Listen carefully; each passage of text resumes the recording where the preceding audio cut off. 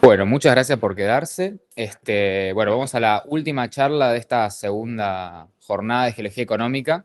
Bueno, muchas gracias por haber venido, en serio. La verdad que espectacular estuvo la jornada, estuvo muy buenas las charlas. Bueno, presentar a Irene, geóloga chilena, que, bueno, especialista en Geología Económica. En 2020 recibió el premio Laureado UNESCO por sus aportes a la geología, a la divulgación de la ciencia también. Y bueno, ella tiene su licenciatura en la Universidad de Chile, hizo su Master of Science en la Universidad de British Columbia en Canadá y doctorado en la Universidad de Cornell. Así que bueno, ahora está haciendo investigación en la Universidad Católica de Chile. Así que bueno, muchas gracias por estar acá, Irene. Bueno, otra cosa que comentamos ayer, no vale la pena volver a contarlo, que ella es parte de un programa de la SEG, que es de disertantes viajeros, que un año se designa una persona, que un investigador que dé charlas sobre su temática de estudio, divulgación, así que, bueno, Irene fue en este marco invitada para darnos una charla. Así que, bueno, muchas gracias y lo dejo en tus manos. Muchas gracias. Voy a poner esto acá. Quizás para variar un poco, hemos estado escuchando muy gratamente bastantes charlas técnicas sobre diferentes investigaciones, incluido lo que yo mostré ayer de lo que hacía de postdoc y OCG. Pero los voy a invitar ahora a dar un paso hacia atrás y un poco pensar bien en por qué hacemos lo que hacemos y nos gusta lo que nos gusta. Como bien decía Mati, yo trabajo como académica en investigaciones muy técnicas, pero además de eso, en mi tiempo libre soy parte del directorio de una consultora que está dedicada a ver el mundo minero desde una perspectiva completa, desde la producción hasta el procesamiento y un largo etcétera. Por lo mismo es que una de las charlas que tenía para poder ofrecer no tiene que ver con un tipo de depósito en sí, sino más bien con los desafíos que tenemos por delante como geólogos económicos, como geólogos de exploración, como geólogos de producción, que tiene que ver con toda la cadena productiva de los minerales y de los desafíos que tenemos por delante. Y en ese sentido, van a perdonar que las diapositivas están en inglés, pero no se preocupen que todas las charlas están en español. Nosotros ocupamos materia prima, metales, hace mucho tiempo. El primero que se descubrió fue el cobre, hace más de 10.000 años, 10.000 antes de Cristo, que se descubrió de manera casi casual, que de hecho fue primero martillado en frío y luego se descubrió que si lo ponían cerca de la fogata podían moldearlo mejor. Eso fue un gran avance en términos de poder empezar a hacer herramientas y darle forma a cosas para poder usarlas. Hoy en día los metales y la materia prima en general es esencial en nuestro día a día, es cosa de mirar en la sala en que estamos y empezar a ver cuánto de acá usa metales. Y ahí pongo una foto de lo que sería una sala de cirugía de la medicina moderna y contarles que casi todo lo que está acá está hecho de diferentes metales, ya sean metales puros o ya sean aleaciones. Y mostrar también esta foto de acá que me gusta mucho, que es de la mina de Río Tinto, en el sur de España, que es una mina que está activa desde la época romana. Y de hecho fue durante el Imperio Romano que partió la minería en sí como actividad para poder hacer monedas. Y de hecho fue la construcción de monedas lo que dio paso o pie o inicio a la minería, que en un principio era subterránea. Y lo que ven ahí son las ruinas de Río Tinto, y eso que se ve ahí es una rueda que se usaba como manejo como hidráulico para poder sacar el agua que había dentro de una primera mina subterránea, ¿ya? Ahora, hoy en día vivimos una vida bastante cómoda, en el sentido de que todos tenemos celulares, computadores, podemos tener calefacción, trenes, buses, aviones, todo lo que implica vivir la vida moderna que tenemos hoy en día. Nadie se está muriendo por no tener agua potable, por lo menos no acá en la ciudad, sí, quizá en otros lugares, pero en general esta comodidad partió y se dio inicio desde la revolución industrial hasta ahora, y por supuesto sí ha tenido consecuencias en términos de la cantidad de gases de efecto invernadero que tenemos en nuestra atmósfera, que ha subido considerablemente, y eso se le asocia al cambio climático, que se asocia a eventos climáticos extremos, ya sean sequías, inundaciones y largo etcétera, incendios forestales. Por lo menos en Chile hemos vivido bastante de eso y de manera muy cercana. Entonces la solución clásica a esto, y lo que siempre pensamos y decimos es, bueno, tenemos que transicionar a tener energías renovables. Tenemos que dejar de quemar carbón, tenemos que dejar de ocupar gas, ocupar petróleo y pasar a ocupar energías que no emitan estos gases a la atmósfera. Eso incluye, por supuesto, energía solar, turbinas eólicas, autos eléctricos. Pero si empezamos a mirar, y esto es un gráfico que es del 2021 del Instituto de Energía Internacional, nos empezamos a fijar que, por ejemplo, por kilogramo por megawatt de energía emitida, nos fijamos que si comparamos el gas natural o incluso la energía producida por termoeléctrica, en comparación con turbinas eólicas o energía solar, uno, necesitamos más materia prima, necesitamos más metales. Y dos, necesitamos diferentes elementos. Ya vemos que necesitamos, por ejemplo, más cobre, en este caso en la energía solar sílice, y por supuesto empiezan a aparecer otros elementos como el zinc, el cromio, el cobalto, el níquel y un largo etcétera. Se hace más quizás dramático cuando vemos la electromovilidad. ¿Ya? Entonces la idea es que también nosotros dejemos de ocupar diésel, petróleo, nafta, como dicen acá, y podamos pasar a tener autos que sean eléctricos.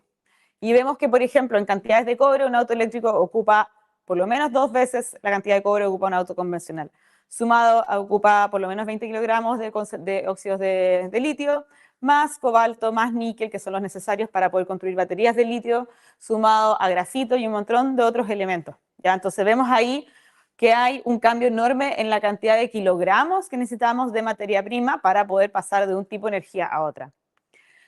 Y aquí tenemos un gran dilema, y esto es un gran dilema especialmente cuando muestro este tipo de presentaciones a públicos que no están enfocados en la geología económica, sino más bien están como anti-minería, que hay bastante, y siempre presento en públicos así, de hecho, bastante, muy seguido.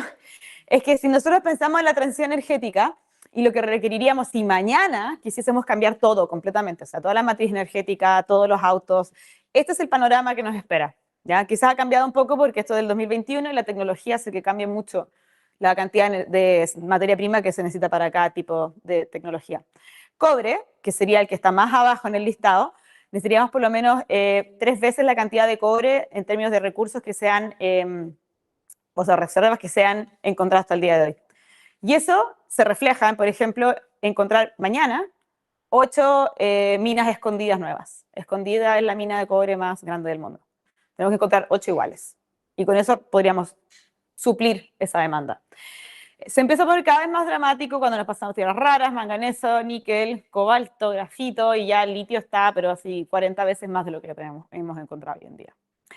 Es muy probable que tanto el litio como el cobalto cambien porque son metales que son difíciles de encontrar y además el cobalto tiene muchos problemas en su extracción porque tiende a estar ligado con tipos de minería que incluyen esclavitud y falta de derechos humanos en general en el Congo, así que por lo cual, de hecho, cada vez se tratan de hacer baterías de litio que ocupan menos y menos cobalto.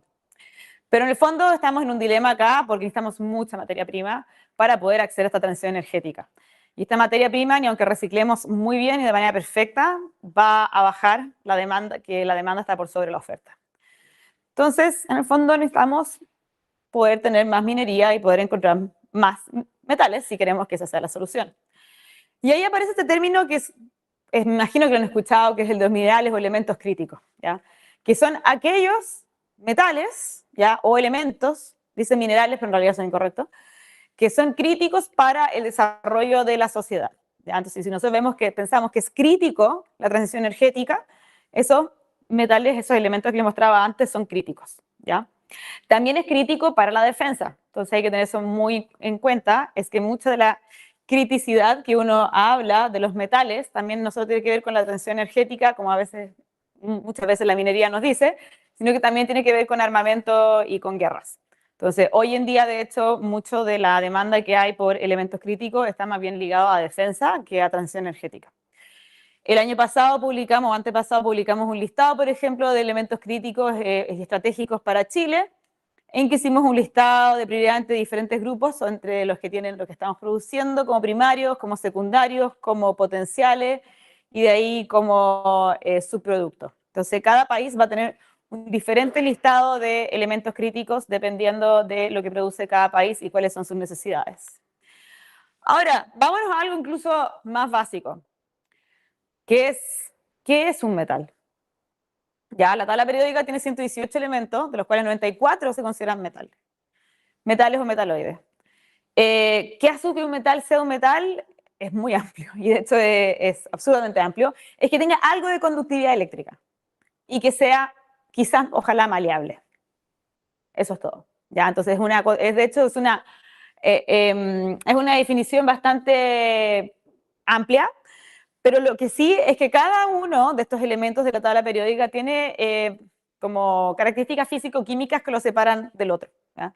Sabemos que el cobre es excelente conductor de energía eléctrica, mejor que, por ejemplo, otros elementos, ¿ya? Que lo hacen especial. Ahora, también consideramos metales aleaciones. Por ejemplo, el cobre con el estaño, al ser aliado, producen bronce, y el bronce también se considera como metal. Hoy en día, muchas de las tecnologías que tienen que ver con transporte, por ejemplo, satélites, aviones en general, son aleaciones de aluminio con otros metales. Eso también se considera un metal. Y muy especial acá está el grupo, que está, digo yo, la fila que está debajo de la tabla periódica, que son las tierras raras. Las tierras raras hoy en día son muy comentadas porque son esenciales para justamente esto, tecnología de transición energética, ya sea turbinas eólicas o, por ejemplo, paneles solares o electromovilidad, pero también son muy esenciales, por ejemplo, para construir un F-35 en tiempos de guerra. Entonces uno ve hoy día en las noticias un interés, por ejemplo, bastante grande de ciertos países de poder asegurar la compra de tierras raras que se puedan producir en otros lugares, o sea, con la excusa de que es para tecnologías verdes, pero bueno, sabemos más o menos lo que está pasando detrás. Pero bueno, vamos un poco a hacer una historia. Como les mencionaba, el cobre es el primer el metal que fue descubierto por los humanos. El 3000 a.C. hubo este gran cambio que fue que algún humano en la Tierra se le ocurrió meterle un poco de estaño al cobre, ponerle una fogata y producir una aleación que es el bronce. Ya el bronce es más maleable, pero también es más resistente. Y eso de hecho, inició la edad del bronce, que es la edad peak, o sea, como el mejor momento que tuvieron los egipcios, Mesopotamia, estamos hablando de civilizaciones bastante avanzadas, y que justamente esta aleación del bronce, la creación de este metal, dio paso para poder hacer herramientas, tecnologías, y todo eso abrió las puertas a grandes avances y en el fondo avances no solamente como en calidad de vida, pero también incluso en investigación, en conocimiento en diferentes civilizaciones. Y como les decía, se ha ocupado de manera como sustancial, como ya en minería, desde la época romana, justamente para la fabricación de monedas. De hecho, los romanos fueron los primeros que causaron una crisis económica a nivel mundial, cuando en momentos de crisis ya no tenían suficiente como monedas con pureza para poder emitir monedas. El imperio estaba demasiado grande y empezaron a emitir, por ejemplo, monedas de oro, pero mezclados con plata o con otros elementos, y empezaron a hacer más monedas porque pensaban que esa era la solución a un problema, una crisis económica, y de hecho crearon la primera hiperinflación a nivel global por producir demasiadas monedas, pensando que esa era la solución a poder salvar su economía, que como bien sabemos, no funciona. Y bueno, de hecho se dice que desde esa crisis económica fue como el debacle y la caída del Imperio Romano. Sí, es interesante cuando uno revisa también la historia del uso de los metales. Pero en general, si pensamos como en los descubrimientos pasados, ahí vemos una foto de la mina a cielo abierto de Chuquicamata, que es debatidamente la mina de cielo abierto más grande del mundo, aunque se lo pelean con Bingham Canyon. Uno dice que es la más profunda, la otra dice que es la más grande en volumen, pero en fin, está top 2. Y la verdad es que si nosotros pensamos como ejemplo en el cobre, miramos como todos los grandes descubrimientos que se han hecho, por lo menos hasta mediados del siglo XX, pues la verdad es que nosotros como exploradores no hicimos mucho. Eran más bien depósitos que ya estaban aflorando, que de hecho tenían trabajos previos. Chuquicamata lo trabajaban desde los incas. Entonces, pero había una diferencia en los tipos de descubrimientos que hacían. En general, hasta mediados del siglo XX, o principio del siglo XX, los descubrimientos de cobre tenían que ser de muy alta ley, si eran sulfuros, porque de esa forma, o sea, en el fondo no teníamos, no se había inventado la tecnología de flotación para poder hacer concentrado. Entonces, era muy costoso poder crear cobre puro de sulfuros, por lo tanto tenía que ser depósitos de muy alta ley. Así que ese Chuquicamata, hasta que no había método de flotación, no valía mucho. Y bueno, entonces estos primeros descubrimientos fue un poco que ya estaban ahí, ya son cosas históricas, pero sí es muy importante para la exploración y para el entendimiento de cómo exploramos y buscamos de en adelante, y esto un poco lo mencioné ayer, es cuando empezamos a tener modelos geológicos de cómo se forman y qué controla la formación de depósitos minerales. Pasada la Segunda Guerra Mundial, y de hecho producto de la Segunda Guerra Mundial, irónicamente, se descubrió la tectónica de placas, ¿ya? Se descubrió producto de que habían magnetómetros que estaban en submarinos, que estaban buscando otros submarinos para derribar, y sin querer se pusieron a mapear el fondo oceánico y se dieron cuenta de que no era homogéneo. Y después alguien dijo, wow, hagámoslo de nuevo, y empezamos a estudiarlo, y fue como encontramos zonas de rift, y al poco tiempo alguien dijo, bueno, si la Tierra no está creciendo en volumen, por un lado se está creando material, por otro tiene que estar destruyéndose, y encontrar las zonas de subducción. Y esto no fue hace mucho tiempo. O sea, estamos hablando, qué sé yo, menos de 100 años. Y bueno, a principios de los 70, Richard Sillitoe, que es como el padre de los porfios de cobre, hizo la gran relación en base a sus observaciones trabajando en Chile como geólogo, de que la tectónica de placas se relaciona directamente con la formación de depósitos metálicos. Específicamente, él hizo la relación con las áreas de subducción y la formación de pórfidos, ¿ya? ¿Qué hizo esto? Que un poco, ya entendiendo cómo funciona la tectónica de placas, empezamos a buscar en todas las zonas de subducción que encontrábamos, sí que podían haber depósitos, y nos dio un primer, como quizás un mapa o un mapa a seguir de primer orden para saber cómo explorar, ¿ya? Entonces, pórfidos de cobre, muy las zonas de subducción, zonas activas, zonas que además en la mayoría de los casos tienen volcanismo activo. Ahora, ese es un control de primer orden, ¿ya? Que es la tectónica que en el fondo controla la formación. Pero también tiene que ver con cómo entendemos que es un depósito mineral, que no es homogéneo, que existen diferentes fases de alteración hidrotermal, diferentes fases de mineralización, y un gran ejemplo de nuevo son los pórfidos de cobre. Este fue el modelo que le llamamos, por lo menos en Chile, el modelo de la muela, porque parece un diente, en que es el primer amago de poder como sonar un pórfido de cobre, que fue hecho por David Lowell, que fue uno de los quizás exploradores de Estados Unidos que más avances hizo en Chile y descubrimiento, en que logró identificar una zonación primero de alteración e incluso de estilos de mineralización dentro de un pórfido cuprífero perfecto. O sea, bien sabemos que son pocos los pórfidos que cumplen como con este modelo perfecto, pero sí es un primer acercamiento que hoy en día sabemos que es más complejo, pero este primer acercamiento es de nuevo un modelo geológico que me ayuda después a mí a buscar. ¿Por qué? Porque si yo estoy acá en la zona propilítica, no descarto de que haya mineralización. Si estoy acá en la zona donde hay albita y qué sé yo, y hasta muy alta temperatura, ya estoy demasiado profundo, chao con la mineralización. Entonces son estos modelos que me ayudan a descubrir. Y claro, juntamos entonces todo ese conocimiento y un poco este es lo que tenemos hoy en día en el mundo en términos de pórfidos de cobre. Como vemos, seguimos la mayoría de los grandes descubrimientos, siguen lo que llamamos el anillo de fuego del Pacífico, que va por los Andes, por toda la zona de los Andes también, ¿no? De los Rockies de Canadá. Sigue después en el sudeste asiático con diferentes edades.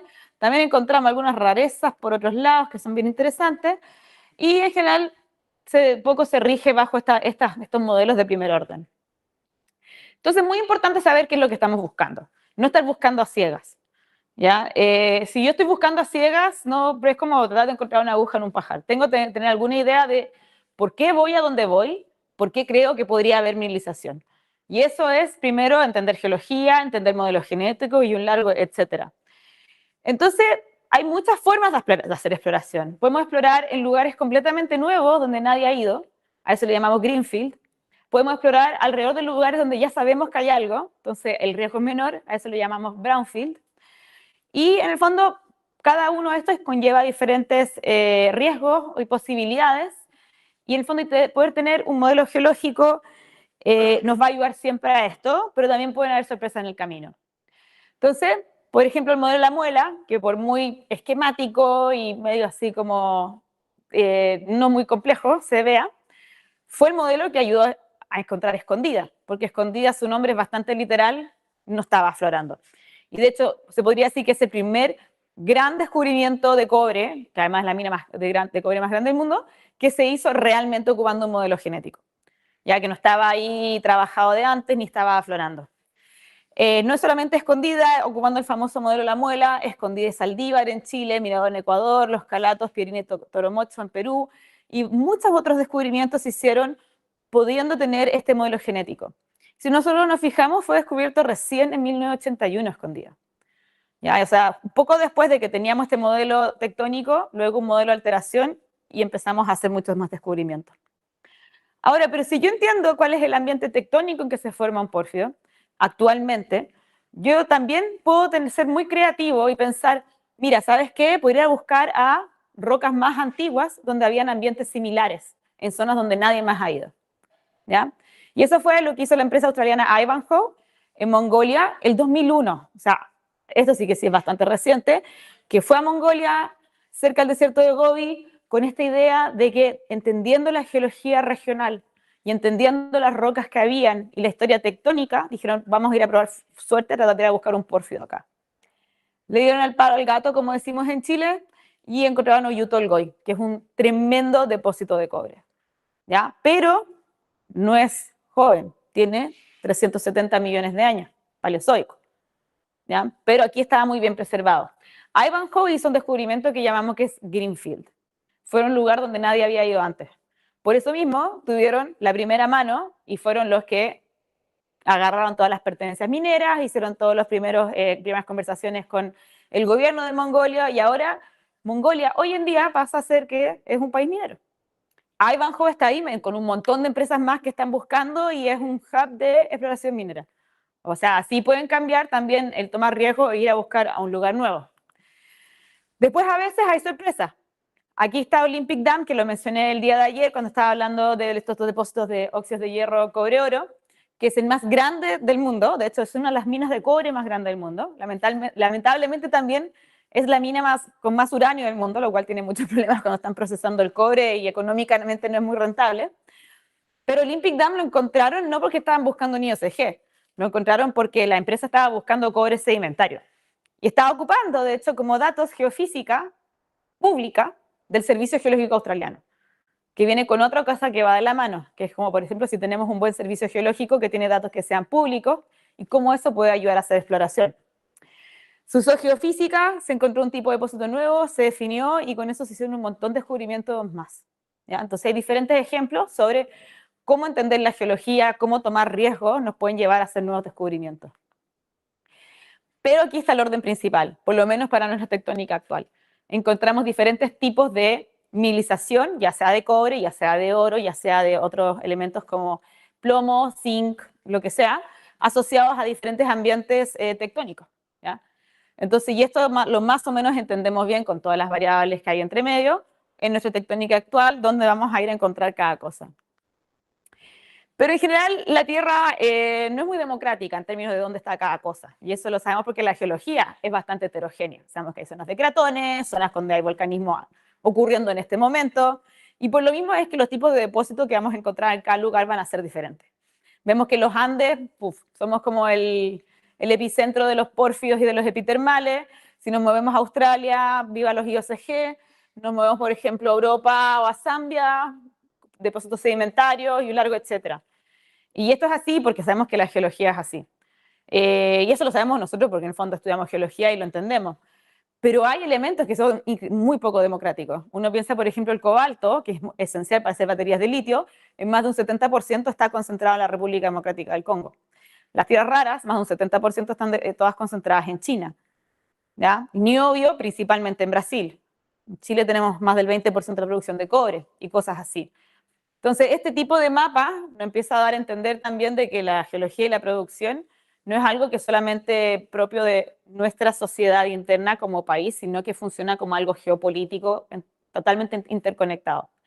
Así que un conflicto acá, como efecto mariposa, definitivamente no va a afectar por acá.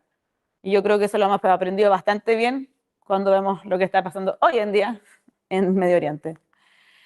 Ahora, los descubrimientos han cambiado a través del tiempo, como también cambia nuestro conocimiento. Por ejemplo, como les decía, antes del siglo XX nos importaba poder encontrar depósitos de cobre de alta ley porque era lo que podíamos procesar. Cuando se inventó el método de flotación, explotaron los descubrimientos de pórfidos de cobre y de repente se convirtió en el tipo de depósito de cobre más popular de la historia. Entonces van cambiando según también va cambiando nuestro conocimiento sobre la geología y también su procesamiento. Ahora, ¿cómo encontramos depósitos minerales? Esto ha variado bastante durante el tiempo. Si nos vamos como a principios del siglo pasado, había un personaje que era el gran personaje que descubría depósitos, que se llama el prospector. ¿Ya?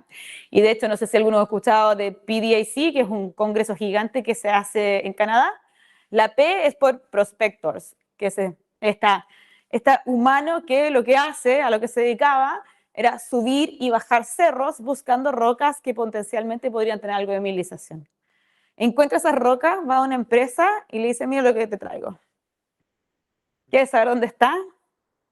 Bueno, me paga. Y así es como muchos de descubrimientos se hacían en un principio, ¿ya? Porque recordemos que los depósitos principalmente afloraban. Entonces el prospector era la persona que estaba encontrando depósitos. También, por supuesto, el extrapolar de lo que yo ya sé. Si yo estoy en Chuquicamata, que está aflorando, ¿qué voy a hacer? Voy a buscar alrededor, porque claramente nunca hay un solo depósito. Siempre es un clúster. Entonces voy a ver qué hay alrededor. Pero vemos con el tiempo va cambiando a medida que avanza nuestro conocimiento, como también avanza la tecnología. Vemos la aparición de la geoquímica a mediados del siglo, perdón, de la geofísica a mediados del siglo XX, acoplado a la geoquímica, y vemos cómo ese prospector cada vez va bajando su importancia hasta que ya hoy en día no es un personaje en el que veamos muy seguido, porque en realidad ya no hay muchos depósitos que estén aflorando. Quizá hay unos pocos ejemplos de prospectores que trabajan como en el Yukon o en Alaska, que andan con un rifle, o sea, en lugares como muy poco amigables, ahí puede ser. Pero en general donde más descubrimos es alrededor de depósitos que ya conocemos, y eso es la exploración brownfield. Justamente cuando yo busco donde ya sé, donde minimizo el riesgo. Ahora vamos a ocupar el cobre como un ejemplo de commodity para ir viendo justamente cómo los tipos de exploración. Una de las cosas más importantes cuando exploramos, por supuesto, es la geología. Es el mapeo geológico, es el entender cuáles son las rocas con que estoy trabajando, qué edad tienen. Si yo estoy en rocas que son del Arqueano, pues no creo que sea muy buena idea buscar un pórfido ahí, está difícil. Entonces, el poder entender la geología, martillo, lupa, imán, sigue siendo esencial. ¿Ya? Eso si lo acoplamos a geofísica, aún mejor. Pensemos que hay países, así como pobres países, que casi no tienen afloramiento, como por ejemplo los cratones como Australia, no sé, qué sé yo, Brasil, en que la geología sí se acopla con la geofísica, que es muy importante para poder lograr mapeo. Entonces, pero esto sigue siendo como la base de lo que nosotros hacemos cuando buscamos. La geoquímica sigue siendo importante, y no solamente la geoquímica de roca total, es la geoquímica de sedimentos. Cuando yo estoy viendo los sedimentos, cuando estoy haciendo geoquímica de sedimentos ligados a ríos o a cauces de agua, como veíamos, nos mostraron un ejemplo ayer. También hoy en día eso ha cambiado en el sentido de que antes yo tenía que sacar la muestra y llevarla al laboratorio. Hoy en día la tecnología ha avanzado, muchas veces tenemos instrumentos que son portables, ya sean XRF, ya sea bandas infrarrojas. Hoy en día el LIPS, que es quizás lo más avanzado que hay, que incluso nos puede medir elementos livianos como el sodio. Entonces, en general, la geoquímica también nos sirve mucho, no ha pasado de moda, se sigue ocupando bastante. Por supuesto, la geofísica, que quizás es el más importante de todo y el más importante en el futuro, ¿ya? Que es el entender las propiedades físicas de las rocas que hay bajo nuestros pies. ¿Qué pasa? Que una roca que está llena de sulfuros va a tener conductividad. ¿Por qué? Porque el metal es un buen conductor. Entonces, si yo hago, por ejemplo, un análisis geofísico y veo que tengo rocas que tienen alta resistividad o buena conductividad, ahí hay un target, ¿ya? Ahora, todo esto va acoplado. Uno por sí solo no sirve mucho, a menos que tengamos muchísima suerte, pero yo creo que esa suerte ya se acabó si uno mira todos los descubrimientos que existen. Y por supuesto, cuando hacemos sondajes, ¿ya? Hacer sondajes es como el dato duro que tenemos, la única forma que tenemos que ver lo que hay bajo nuestros pies. Tengo muchos jóvenes colegas que cuando le dicen que tienen que mapear sondajes ponen cara de que preferirían estar muertos o que les da un aburrimiento espantoso. Y siempre digo, por favor, o sea, uno, la cantidad de dinero que ha sido gastado en que tú estés mirando esa roca. Dos, esta es tu oportunidad para ver qué es lo que realmente hay bajo tus pies. O sea, sondaje, no sé, de hasta 1500 metros, es una joya, por mucho que no haya nada. Entonces, muy importante para la exploración, pero sí es el último punto, porque es de hecho el más caro de todo. Ahora, nosotros no solamente hacemos sondajes para explorar, también ocupamos sondajes para operar. ocupamos sondaje para testear, por ejemplo, las propiedades geotécnicas de una roca, y eso va a ser importante cuando hagamos la planificación de una mina. Hacemos sondaje de infill para ir afinando cada vez los modelos de recursos estimados para una mina. Entonces se ocupa en exploración como también se ocupa en operación. ¿Ya? Entonces tiene muchas diferentes propiedades que nosotros tenemos que sacar el jugo cuando hacemos estos sondajes, que pueden ser de diamantina, donde sale la roca así completa, o de aire reverso, que es cuando en el fondo se destruye la roca y hay que ver los chips, y ese probablemente va a destruir la vista de la gente que lo está logueando, así que ojalá no les toque tan seguido. Ahora, tenemos todos estos tipos de exploración y de métodos y herramientas que hemos usado a través del tiempo y que nos han funcionado relativamente bien. Vemos de los 90 hasta más o menos los 2000, estábamos explorando y encontrando a lo loco, o sea, no estaba muy bien, estábamos aplicando estos modelos geológicos, geoquímica, geofísica, todo este avance en tecnología, pero ya más o menos como del 2008 en adelante, si se fijan, se desacopla seriamente la cantidad de dinero invertido en exploración con la cantidad de descubrimientos que se hacen. Y de esa fecha en adelante empezamos a entrar en crisis. O sea, son muy pocos los descubrimientos que se hacen hoy en día a nivel global comparado a hace 20 años atrás. Y eso es una realidad. Y es una realidad que se yuxtapone con lo que hablamos en un principio, que es la demanda de metales que necesitamos para el futuro. O sea, estamos en un serio problema en todos los sentidos. No estamos encontrando depósitos minerales con metales y además necesitamos más metales. Así que tenemos que mejorar la forma en que buscamos metales, número uno. Ahora, ¿qué es lo que pasa? Que en el fondo, si yo empiezo a revisar y empezamos a ver los descubrimientos, hay un factor que es como medio intuitivo, que es que cada descubrimiento que se hace está más profundo. Porque aquellas cosas, aquellos descubrimientos que están cercanos a la superficie, en su gran mayoría hemos sido buenos encontrándolos. Obviamente existen lugares en el mundo que todavía tienen mucho potencial por descubrir, especialmente aquellos países que, como por ejemplo con conflictos internos, donde empresas no quieren tomar el riesgo de ir. Pero si, por ejemplo, vemos Chile, donde, vaya que se ha explorado, miramos del 2000 hasta el 2014-15, en general, los descubrimientos son cada vez más profundos. Y esto es un doble desafío que tiene que ver con, uno, cómo encontramos algo que está más profundo, y dos, cómo operamos algo que es más profundo. Porque en el fondo esto nos está indicando directamente de que la minería en general, y esto es algo, una realidad, va a transicionar de ser algo de cielo abierto a minería subterránea. Por un lado bien, pero la minería subterránea tiene mucho menos desafíos en términos medioambientales, por un lado mal porque es bastante más caro y difícil de operar. Podemos seguir viendo en algunos ejemplos a nivel global cómo cada vez se hace más profundo, pero también hemos visto este shift a que preferimos buscar en zonas donde ya conocemos que meternos en zonas nuevas. Este descubrimiento de Utolgoi que les mostraba antes es una excepción. Hoy en día las empresas en general prefieren tomar menos riesgos. Con excepción quizás yo diría de Ivanhoe de nuevo, que de hecho han sido los primeros principales descubridores del Copperbelt en Zambia. Así que tiende a ser una empresa que le gustan los riesgos y que mal no les ha ido. Pero en general, las empresas tienden a invertir más en exploración de brownfield que de greenfield. Ahora, esta es una pregunta que me hacen muchos mis amigos porque como que no son geólogos, porque aparte lo dicen siempre como en la tele, que nos quedamos sin cobre, que ya se descubrió todo. Entonces me preguntan, no sé, ¿se acabó? ¿Nos quedamos sin cobre? Como que ya, ¿fue? No, la verdad es que no todavía, no probablemente mientras estemos vivos los humanos, lo dudo, yo creo que vamos a estar extintos cuando se acabe el cobre. Hay que pensar que la geología sí está a nuestro favor, tenemos una corteza continental que todavía queda mucho por descubrir, pero tenemos que entender que los descubrimientos van a ser más profundos y que operar estos descubrimientos va a ser un mayor desafío. ¿Ya? Entonces, también pensar que descubrir no es lo único que controla la oferta o no es lo único que controla la producción de cobre, sino que hay muchas más capas que están de por medio. Entonces, el primero es depósitos más profundos, depósitos que van a estar cubiertos. ¿Ya? Ese es un mapa de Australia que me encanta mostrarlo porque en realidad muestra que hay muchas partes de Australia que tienen por lo menos 200 metros de cobertura antes de llegar a roca sólida. Ya en zonas, por ejemplo, el Cratón Gawler, donde está Olympic Dam, los geólogos se ríen diciendo, no, tenemos que, o sea, hacer sondajes donde hay por lo menos 200 metros de mesozoico antes de llegar a las rocas que nos interesan. O sea, son desafíos también, el buscar en zonas cubiertas. Y ahí la geofísica es muy importante. ¿Somos buenos en geofísica? Yo voy a hablar desde el lado de Chile. No, de hecho yo creo que somos súper malos. No estamos acostumbrados a tener buena geofísica de exploración porque estamos muy mal acostumbrados a que nuestros descubrimientos estén cercanos a la superficie. Entonces siempre digo, la geofísica aplicada a la exploración es probablemente una de esas especialidades que tienen un futuro muy grande dentro de la exploración minera en general.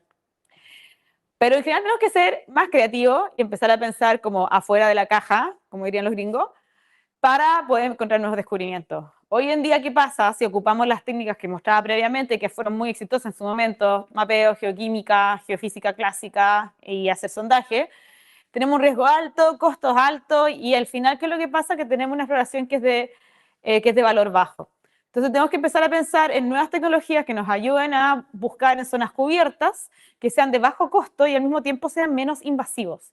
También estamos en un tiempo nuevo, así como han cambiado los tiempos y ya no está ok hacer como chistes machistas. Tampoco que está ok llegaría a ser minería donde las comunidades que están alrededor no están ok con el tema. Entonces se ha hecho mucho más complejo y por lo mismo se requieren tecnologías en general que sean menos invasivas. Entonces hay algunas tecnologías nuevas o quizás approaches nuevos que se han hecho para poder empezar a buscar mineralización. El primero es la química mineral en detalle. Lo que ven arriba son imágenes de apatitos en sedimento, que van a ir cambiando su catodoluminiscencia dependiendo si están cercanos o no a zonas donde podría haber un porfio de cobre. ¿Ya? Son experimentos que se han hecho en Canadá en sedimentos de hecho de triglaciar, donde pueden ir vectorizando hacia dónde podría haber mineralización. Está la biogeoquímica, que es estudiar la química de la flora, de los árboles, de los arbustos, para ver si eso lo podemos ocupar como vector. Por ejemplo, a los eucaliptus les encanta el oro. Y de hecho la química de eucaliptus se ocupa como técnica de exploración minera en Australia, que está llena de eucaliptus. A los helechos les encantan las tierras raras. Y en Escandinavia, por ejemplo, en Noruega, se ocupa la química de helechos para poder explorar por tierras raras. ¿Ya? Entonces, las plantas también nos pueden ayudar. Por supuesto, también la hidrogeoquímica, ocupar isótopos en aguas subterráneas. También se ha demostrado que las aguas subterráneas pueden tener diferencias en su composición química que nos ayuden a vectorizar hacia cuerpos mineralizados. Otro importante es entender cuál es nuestra geología, qué nos hace especiales y ocupar eso a nuestro favor. Esto es de un paper que se publicó el año 2023, si mal no recuerdo, que es en Scientific Reports, que en el fondo ocupó la sísmica natural que había en el margen andino para poder hacer sísmica en 3D en profundidad de zonas donde había mineralización. Es un caso de estudio que se hizo en un porfio de cobre llamado Cerro Colorado. No hubo que hacer pequeñas explosiones ni nada, todo esto es lo que llaman sísmica pasiva, pero una zona con mucha sísmica como es el margen andino.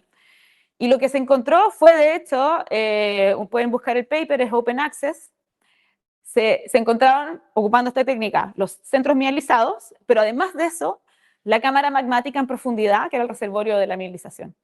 O sea, puede llegar a grandes profundidades, ocupando estas técnicas que además son cero invasivas. Poner un par de cajitas por ahí por allá, esperar y procesar. Tan así que la sísmica pasiva se ha convertido en un negocio. ¿Ya? Aquí lo que les muestro es Fleet. Fleet es una empresa australiana que funciona de hecho con satélites. No la crearon geólogos, no la crearon geofísicos. Esto lo crearon físicos, con ingenieros eléctricos, que le pidieron después ayuda a geólogos para hacer esta empresa que lo que se dedica es usar la sísmica pasiva para poder empezar a imaginar cómo son los cuerpos mineralizados en 3 dimensiones en una cierta zona. Ven acá además lo que dice ESG. Eso ahí es como una sigla que un poco quiere decir que es como sostenible, ¿ya? Que en el fondo es poco invasivo. Eso mismo que les decía que tenía que tener las técnicas modernas de exploración. A Fleet le está yendo increíble, cobran carísimo, pero están siendo contratados y en poco están también mostrando que se pueden ocupar, que es una linda forma de decir que esta ciencia aplicada a la exploración se puede terminar transformando en un tipo de exploración minera que nos ayuda a ver qué es lo que hay en subsuperficie sin tener que ocupar técnicas que sean tan invasivas. Hay otras técnicas que quizás, de hecho, ni siquiera yo las puedo aplicar bien, que ocupar, por ejemplo, muones, que son rayos cósmicos, en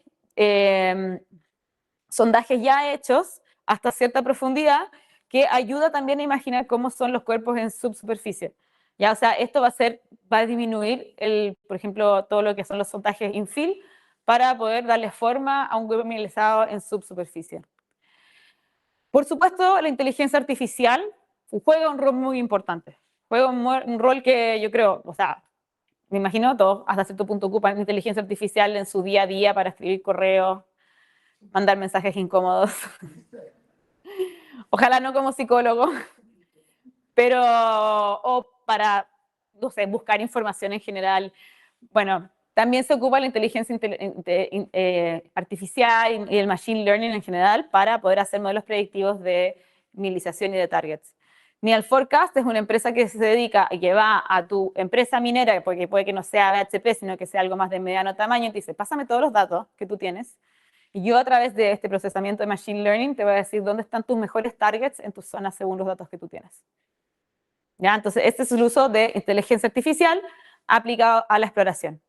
Un caso más extremo sería Cobalt Metals, que de hecho es una empresa que se creó en Silicon Valley. No se creó, o sea, esto se creó a través de analistas de datos, ¿ya? De gente especializada en inteligencia artificial, bajo la idea que, oye, si le metemos a una máquina toda la información de la geología del mundo, ¿cómo no vamos a poder encontrar un depósito?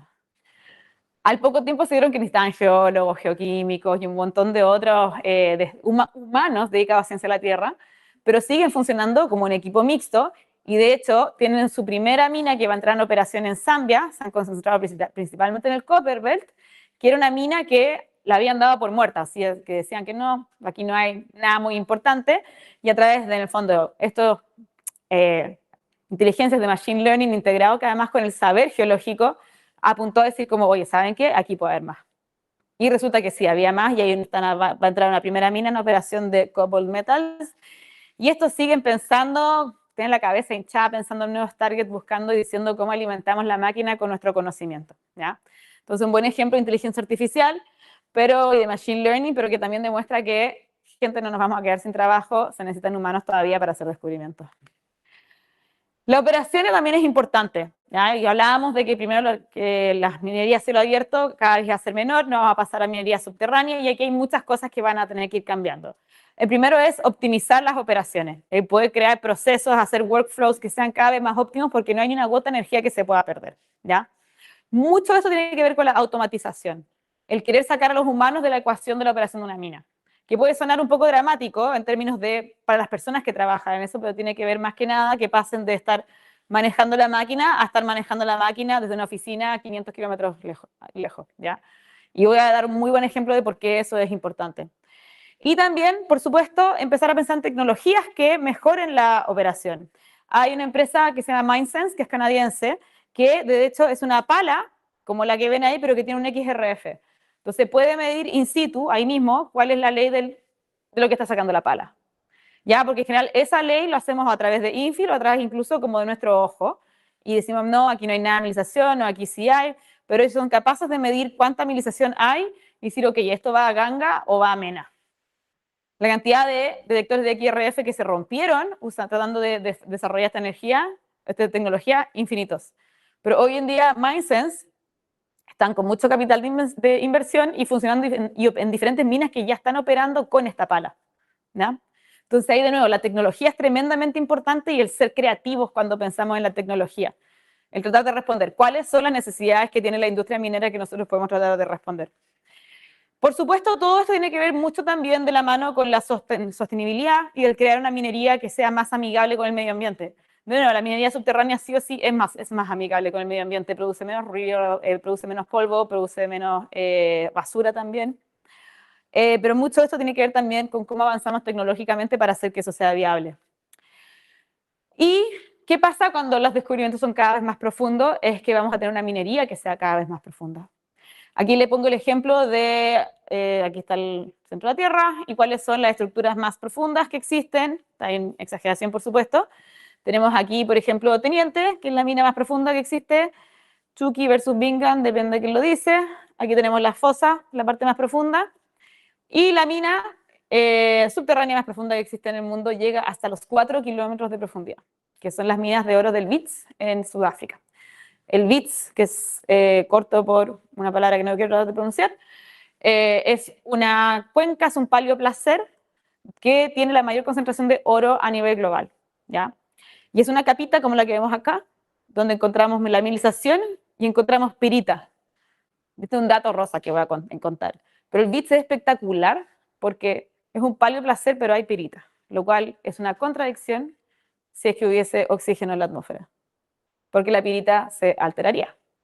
De hecho, el BITS es una de las pruebas más importantes que tenemos de que la atmósfera, desde cierto número de años hacia atrás, era anóxica, no tenía oxígeno.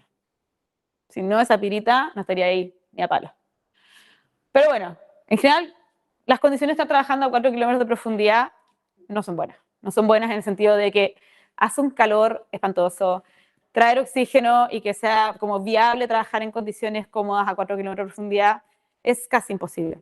¿Ya? Entonces, cuando hablamos de automatización, también es poder evitar que existan estas condiciones de trabajo. ¿Y qué es lo otro que pasa?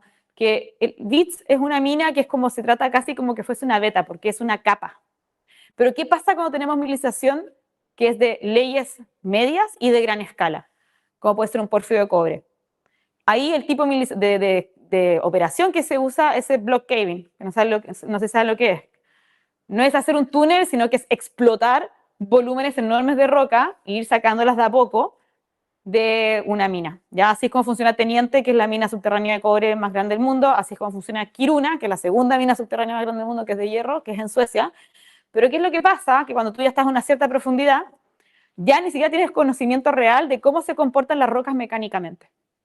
¿Ya? Y de hecho los expertos en este tema son ellos. ¿Y qué es lo que pasó, por ejemplo, en Teniente el año pasado? Que hubo una explosión de roca porque se reactivó una falla que estaba muy cerca, y esta falla se reactivó porque han sacado tanto material de encima que básicamente la falla ahora está en una zona que es muy sísmica, puede empezar a volver a moverse. ¿Ya? Eso produjo un terremoto que produjo una explosión de roca, murieron trabajadores, fue súper dramático. Y el tema es que no tiene solución, va a seguir pasando.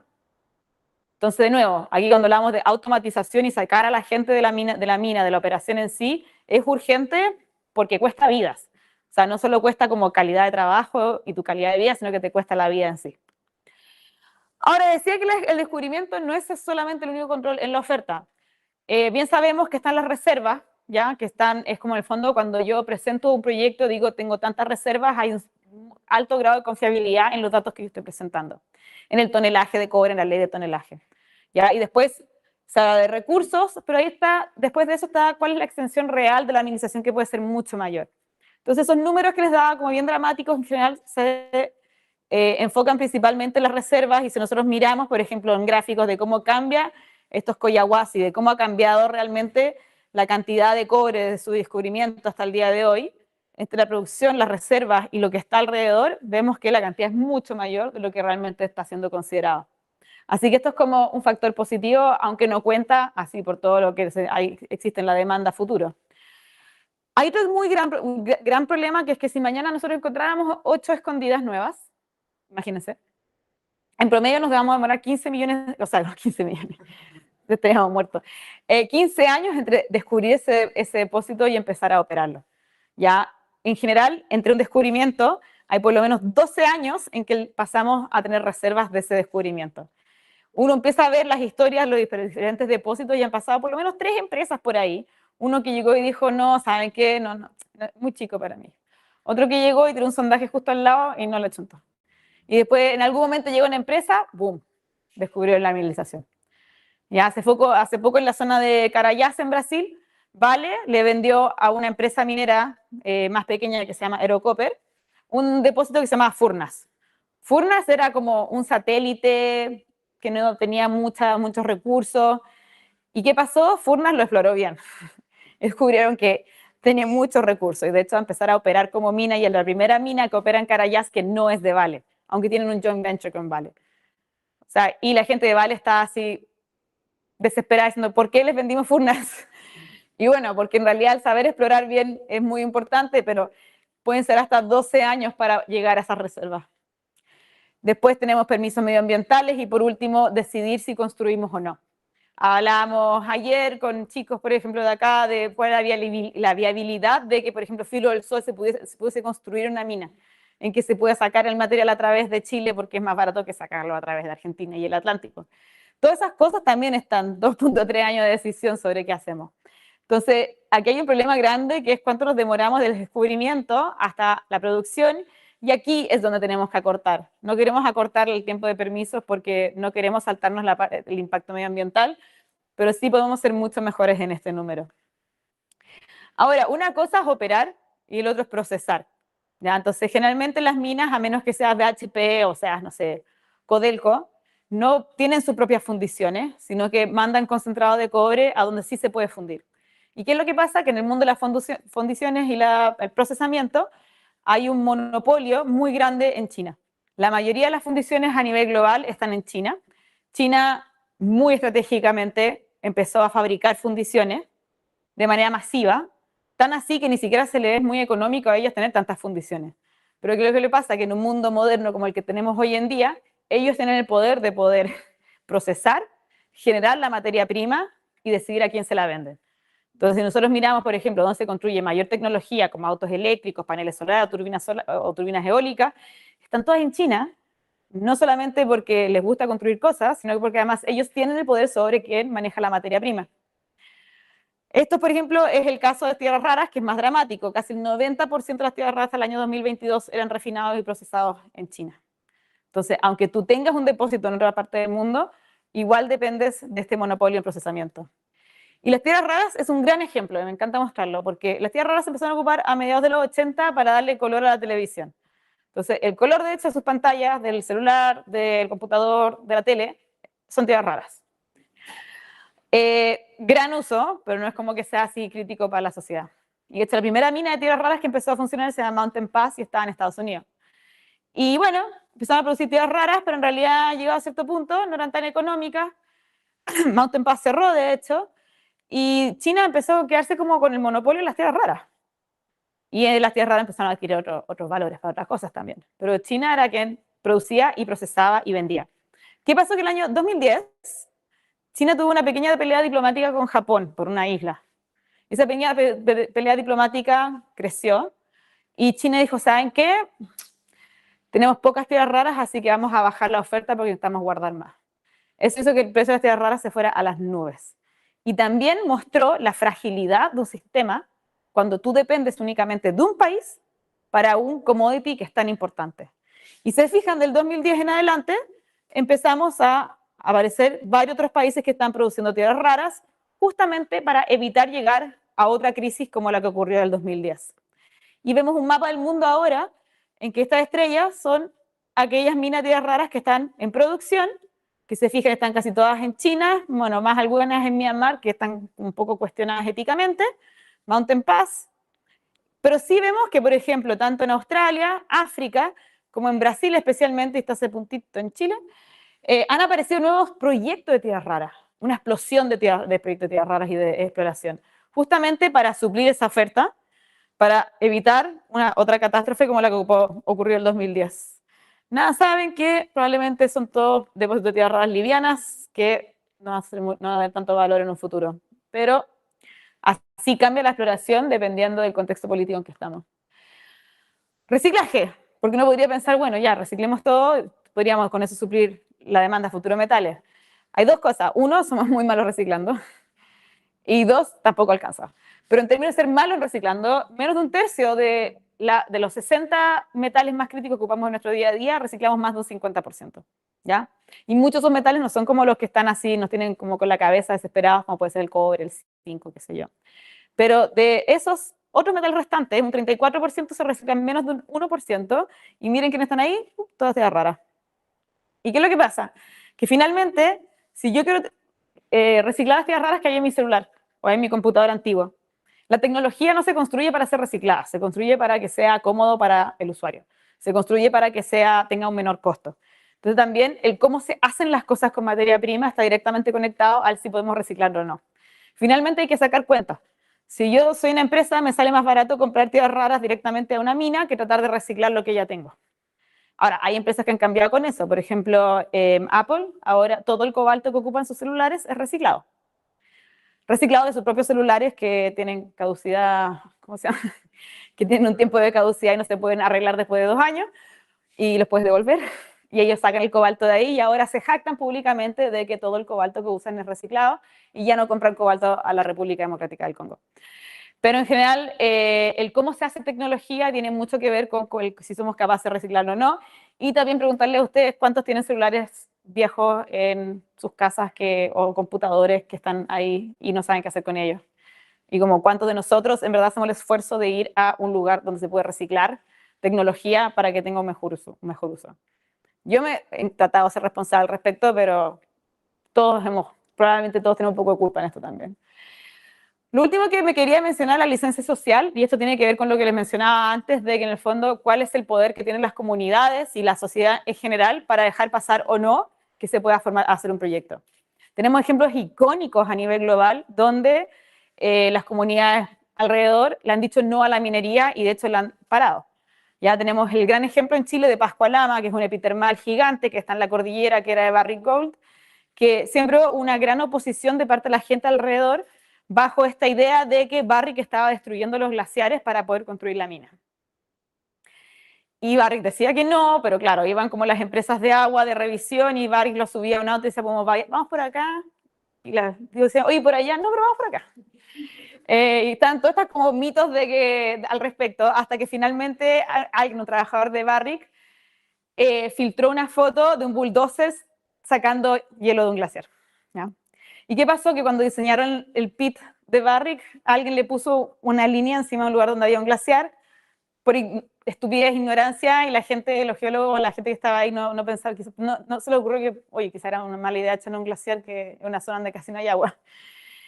¿Y qué pasó? Barrick cerró, está muerto, por ahora, puede revivir en forma de ficha, no sé.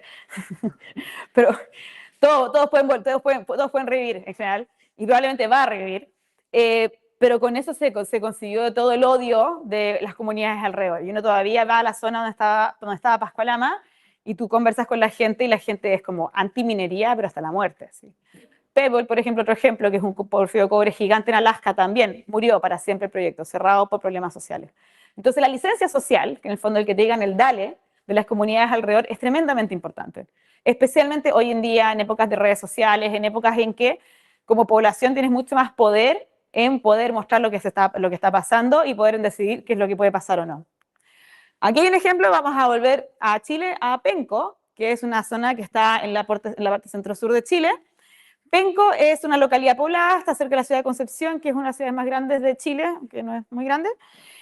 ¿Y qué pasa en Penco? En Penco el año 2018 se anunció que se encontró el primer depósito de tierras raras en Chile. Ya son tierras raras en arcillas iónicas. Esto lo que hace es que son arcillas que están en el suelo, que están enriquecidas en tierras raras. Entonces no es roca sólida lo que está tratando, sino que es el suelo. Se podrán imaginar cuál fue la reacción de la gente de Penco, que nunca antes había tenido minería cerca de ellos, porque Chile puede ser muy país minero, pero el norte está ok, para el sur es como, por favor, ni un metro. La comunidad se opuso tremendamente porque de hecho en un principio el proyecto iba a ocupar aguas que eran de las vertientes que estaban cercanas, entonces el uso de aguas que eran de la población, muy mala idea. Y en 2022, adiós Penco, lo cerraron, cerró el proyecto. ¿Ya? ¿Qué pasó? Que volvió, se rebrandió bajo una empresa que se llama Clara. Clara Resources es una mezcla entre Hochschild, que es una empresa peruana, más otros accionistas, incluidos aquellos que habían descubierto Penco en un principio. Y le preguntaban a la comunidad, ¿cuáles son sus principales preocupaciones? ¿Qué podemos hacer para que esto resulte? Decían, uno, el agua. No queremos que toquen el agua.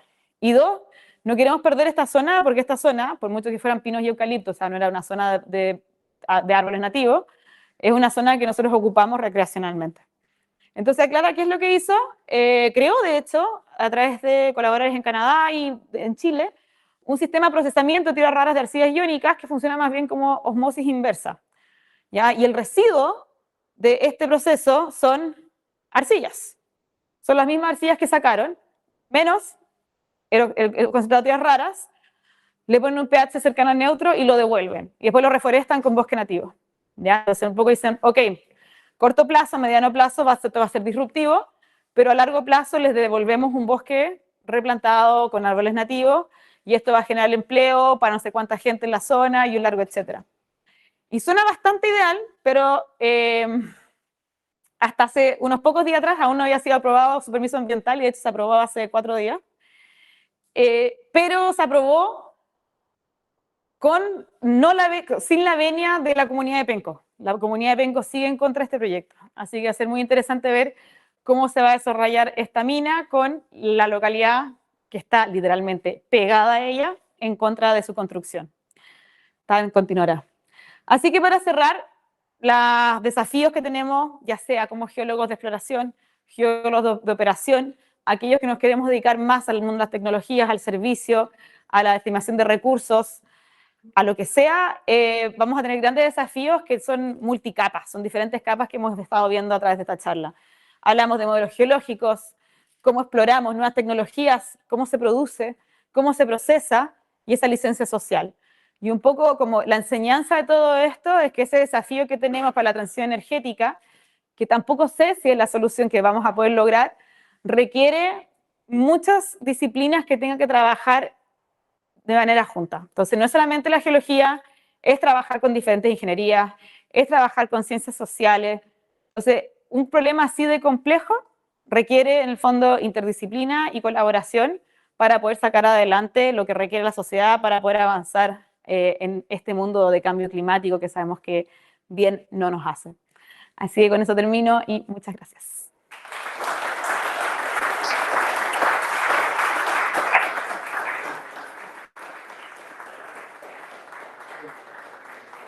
Okay. Feliz si hay preguntas o comentarios.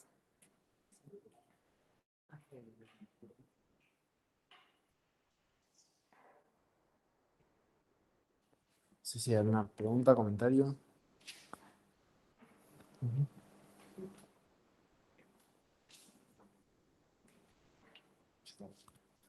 Gracias, Irene. Lo que te quería preguntar era, ¿cómo ves el estado de la inteligencia artificial para el uso de la geología al día de hoy?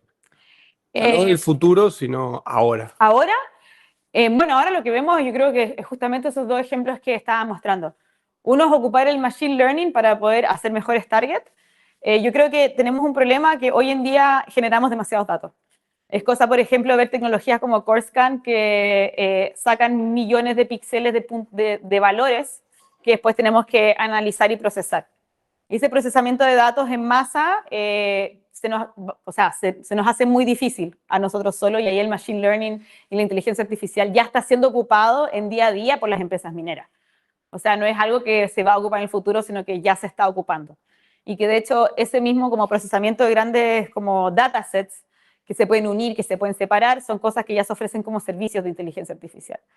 Entonces, en ese sentido, para la exploración ya se está ocupando. Yo creo que la innovación viene en poder entrenar justamente al machine learning para poder encontrar a veces depósitos en lugares que no han sido encontrados antes. Lo que está haciendo Cobalt es innovador. Hay gente que no dice que es muy innovador porque en el fondo encontraron un depósito donde ya habían encontrado un depósito. Pero sí, yo creo que están en algo. ¿Ya? Y no son los primeros. De hecho, hubo una empresa que se llama QPX, que existió hace algunos años, que pensaba lo mismo de Cobalt, pero sin humanos, y terminaron quebrando. No hicieron ningún descubrimiento. Pero estar como llegar a este balance, en el fondo nos puede ayudar a hacer nuevos descubrimientos. Y esos 12 años de exploración, bajarlo, como lo más importante que tenemos que hacer. Entonces, sí está ocurriendo en el presente. Ya está. Cómo lo vemos en el futuro, yo creo que vamos a ir afinando modelos de machine learning, y muchas veces las empresas van a estar creando sus propios modelos. No estar dependiendo de Claude o de ChatGPT, sino tener su propio modelo que tú lo alimentas y que te va pensando como por ti. Así yo creo que en términos de exploración y el manejo como de cantidad de datos que tenemos y la integración de datos, es tremendamente importante. Ahora, no significa que no sea importante como el humano ahí, porque el interpretar eso y que tenga un sentido geológico, eso lo hacemos nosotros. Porque también sabemos que no se puede ocupar como una caja negra que no tiene sentido. Que ahí puede llegar y dar falsos positivos, en fondo hay que chequearlo continuamente. Pero las grandes empresas mineras están todas ya ocupando inteligencia artificial para explorar, especialmente para el manejo de grandes sets de datos. Gracias. Sí. ¿Una pregunta más? ¿No? Bueno, muchísimas gracias. De nada. Ah, tenemos